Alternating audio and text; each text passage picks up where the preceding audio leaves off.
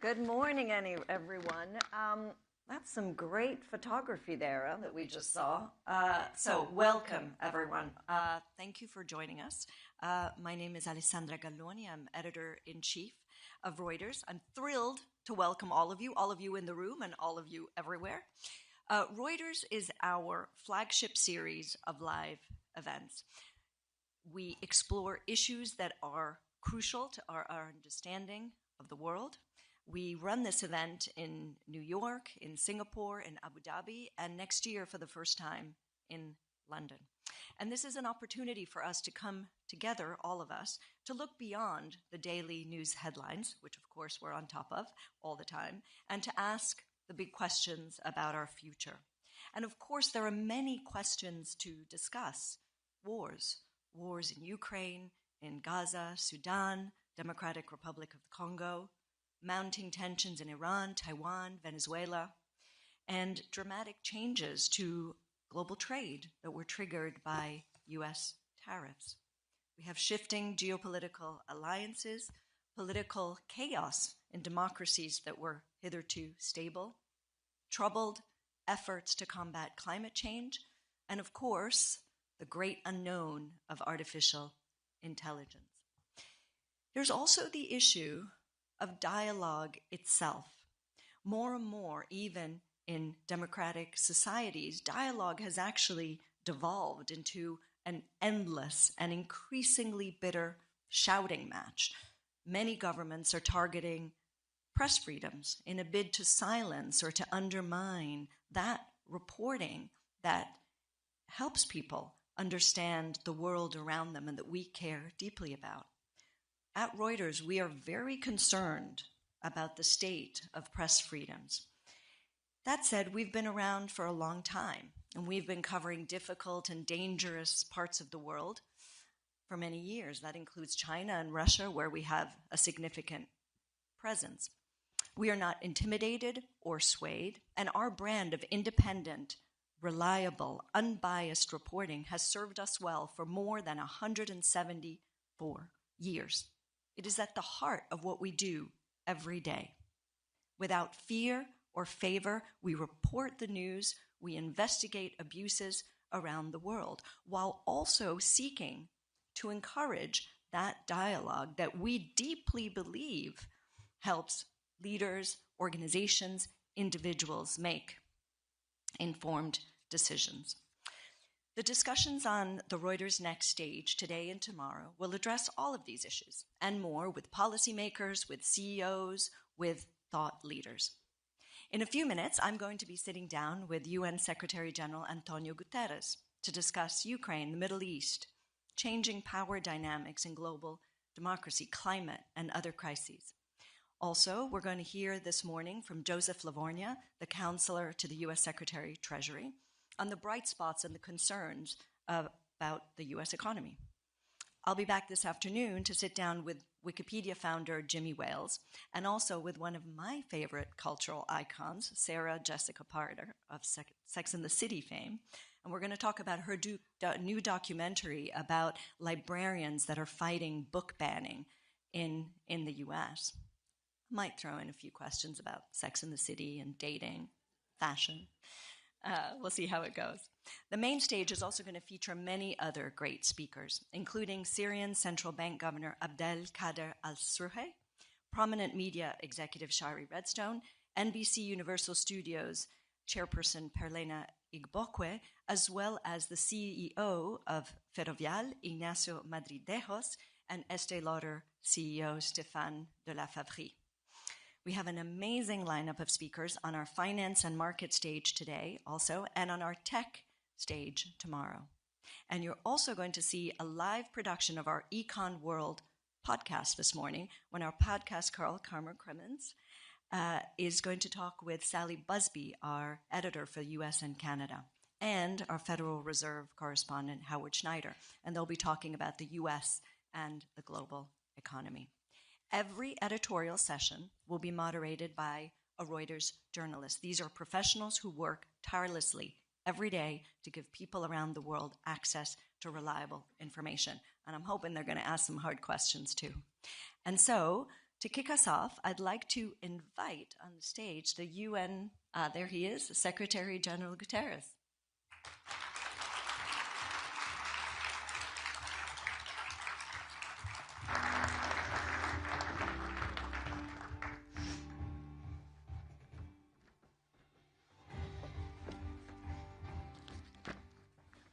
Thank you. Welcome and good morning. It's a great pleasure to be back. Great pleasure to be back. Well, indeed, it is a back, because, of course, you and I sat here exactly 2 years ago, and could you have imagined 2 years ago that at least 2 wars that were waging then? It was the beginning of the war in Gaza. It was nearly 2 years into the war in Ukraine. Could you imagine that those wars would still be waging and that we'd have more?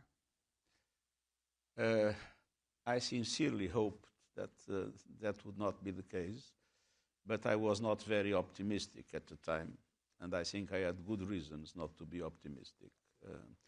We see that for the moment negotiations in relation to Ukraine are stuck with a clear difference of position of both sides. And on the other hand, Gaza, we have a ceasefire. Even now, ceasefires are something in which people go on shooting. But, I mean, at least it's much less than what it was. But there are lots of question marks about the future.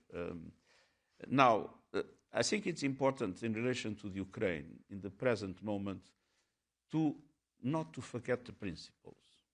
First, it was Russia that invaded Ukraine, not the other way around.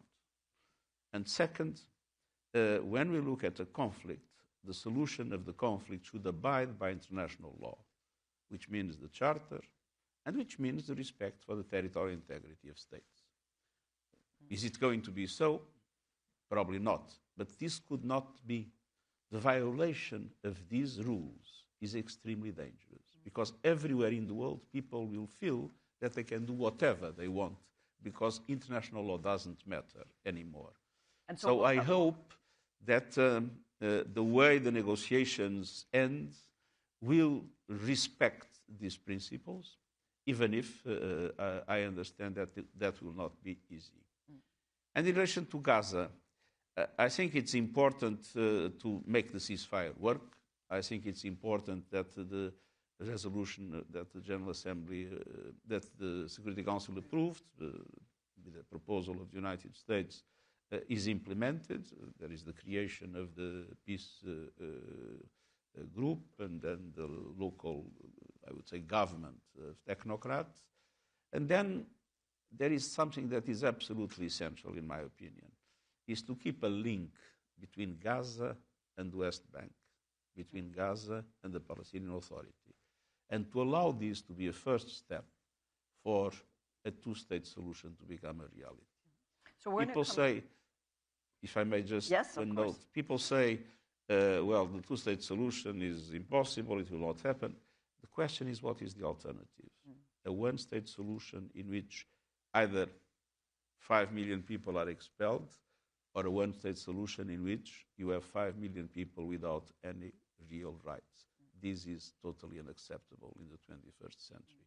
So we need to make sure that we have a ceasefire that holds, that humanitarian distribution goes on improving, and it is improving at the present moment, and at the same time that we pave the way for a true peace in the Middle East.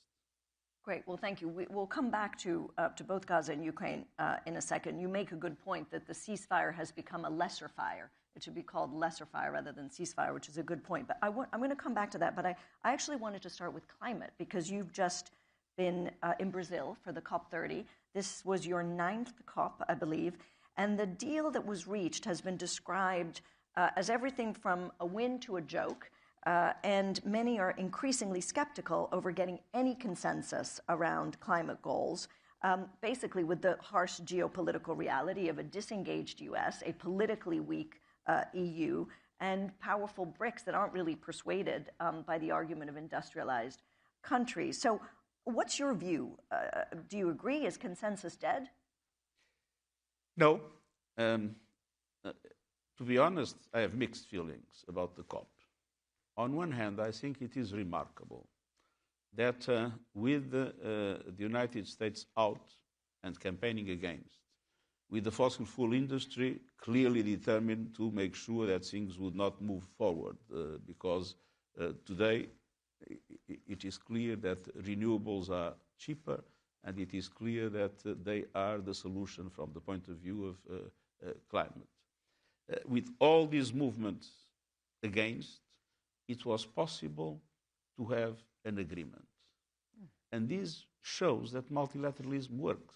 So you have countries, developed countries, emerging economies, small islands, with contradictory interests, but it was possible to come to an agreement, which means the multilateral system is still working. Now, the other side of the mixed feelings. The agreement is, of course, disappointing in many aspects. And what worries me more is that we are, at the present moment, in a situation in which the scientific community is already unanimous in recognizing that we are going to go above 1.5 degrees. We will be overshooting in the early 2030s, which means that the consequences that climate change has in our lives, you see what has happened in Jamaica, the heat waves that kill so many people, the drought that is largely responsible in some areas for food insecurity.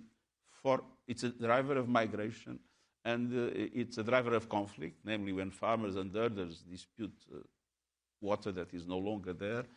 I mean, this overshoot means that all these things that we are witnessing will get more frequent, more dramatic, and worse impact on people. So it's absolutely essential to have this overshoot as short as possible and with the minimum possible intensity, and to go back to temperatures below 1.5 degrees. And that is possible. But that requires that we peak emissions now, they are still growing. That requires a drastic reduction of emissions in the next few years. That requires net zero in 2050 and net negative after 2050. And the problem is we are not going in that direction. What role, in all of this that you've described, what role does China have? Because, you know, they seem to be a defender of the Paris Agreement, but especially in light of the U.S. being disengaged. But is this climate leadership really, or is China using its green technology to wield soft power that we're going to see in other areas? I think that, to a certain extent, both things are true. The Chinese... You are too much of a diplomat. No. The Chinese have presented nationally determined contributions, like all other countries, or some have not yet, but they will be presenting, which means climate action plans. We would need a reduction of emissions until 2035 of 60%. And the plans that exist lead to 10%, which means we need to dramatically accelerate the reduction of emissions. And that, of course, brings to the center of the stage the question of the phasing out from fossil fuels. Now, if we look at the Chinese, what they present, they presented a reduction of only 10%. In our calculations, to get this average that I mentioned, they should give about 25%. The interesting thing is that when one looks at their commitments in the past, they've always done better than what they asked, what they promised. And I've discussed it several times with Xi Jinping. Why don't you tell us what you will be able to do? And he always says... What does he say? He always says, we will never we will never be unable to fulfill our promises. So we need to be conservative in the promises to make sure that we are credible on this. The good news is that looking in the projects that exist, China will do better than this 10%. And so it is clear that an acceleration of reduction of emissions is essential in China from the point of view of the world, because they represent 30% of the emissions today. it is clear that they are moving very fast, and it is also clear that because they have invested massively in this new technology, and let's be honest, in Europe and the United States, this was forgotten, they today have a domination of the global market in this area. And of course, that is something that they use. But the response to that is to do a strong investment, not only in this technology, but in the next generation of technologies, because they started many years ago. And hydrogen, green hydrogen, is probably a very important bet that Western countries should be doing to gain in relation to the next market dispute about energy. If for nothing else, to attempt to surpass China. But let's turn to the U.S. and President Donald Trump. So you're ending your 10 years as UN Secretary General as you began with Donald Trump as president. During your meeting with him in September, during the UNGA, the General Assembly, he said that he backs the UN 100%, but he also said that the UN is not living up to its potential. Can you describe your relationship with President Trump? Well, it is a very simple thing. It's a relation based, on one hand, being totally faithful in relation to the principles I defend and the values that the UN represents. And of course, we go on fighting for climate action, fighting for gender equality, fighting for the implementation of the Sustainable Development Goals, fighting for reforms in the Security Council, in international financial institutions. We don't move an inch on the principles that we stand for. But to do that, you don't need to enter into a permanent polemic or confrontation. So our system is be what we are, do not make any concession that puts into question the fidelity of the values we defend, but not to engage in polemics that serve no purpose. So that's what Donald Trump is doing? That's what you're saying Donald Trump is doing? That's what I said I'm doing. But that he is engaging in the polemics. Well, there is only one way to have a polemic, is if the two parts enter into the polemic. I'm not interested in having any polemic with the U.S. administration. I'm interested in preserving the values of the UN and preserving the values in which I believe we can build a world that is more fair, in which international law is respected, and in which the huge inequalities that exist can be overcome.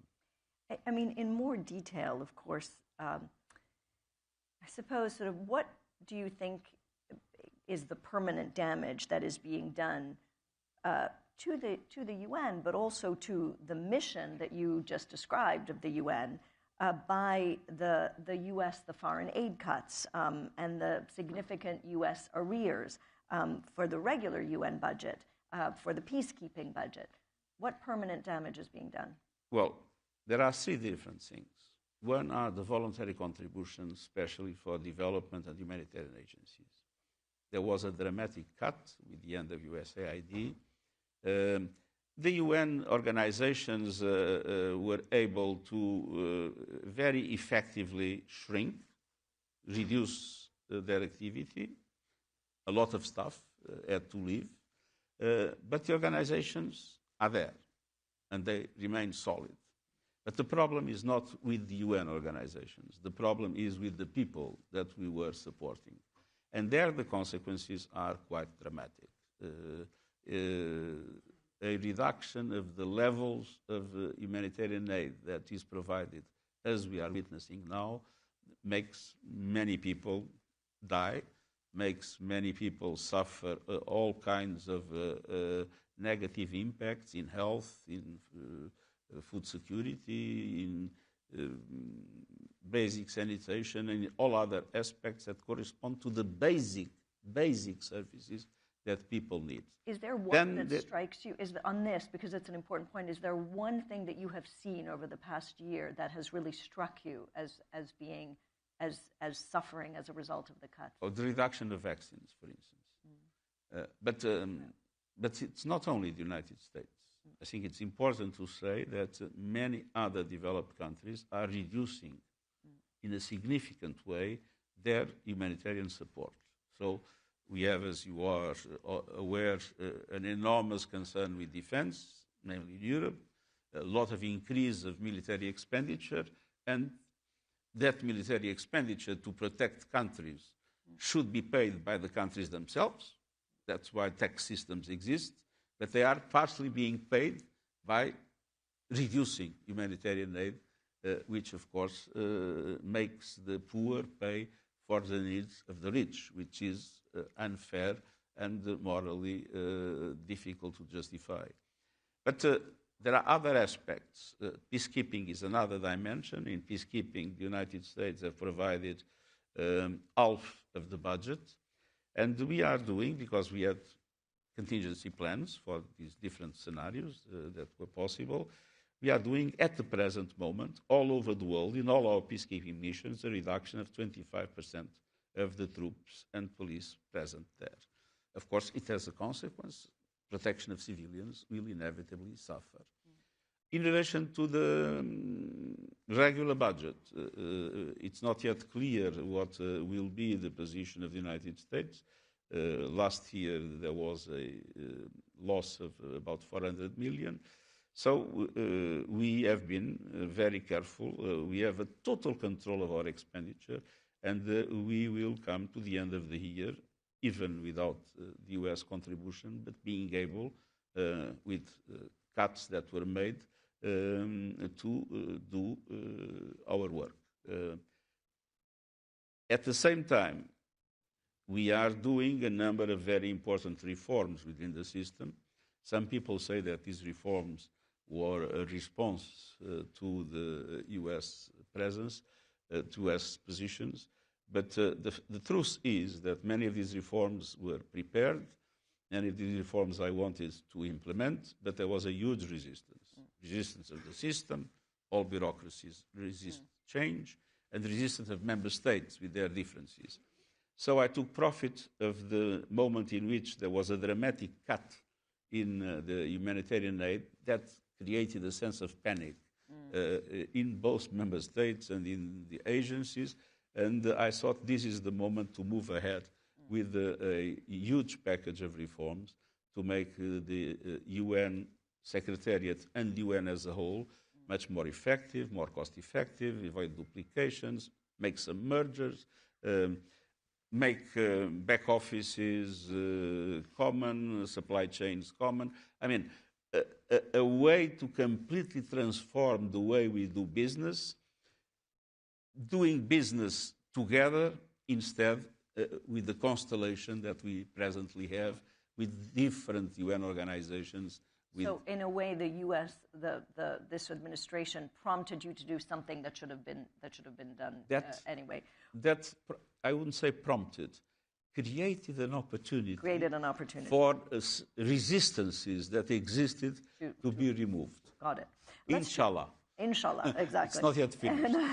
Let's move to Ukraine. We've obviously seen a flurry of talks, of proposals, and counter-proposals. What is the compromise that can bring peace to Ukraine in very clear and specific detail? As far as I understand the negotiations that are taking place, the Russian position is the request of recognition not only of the territory that they occupy, but also of the rest of Donbass.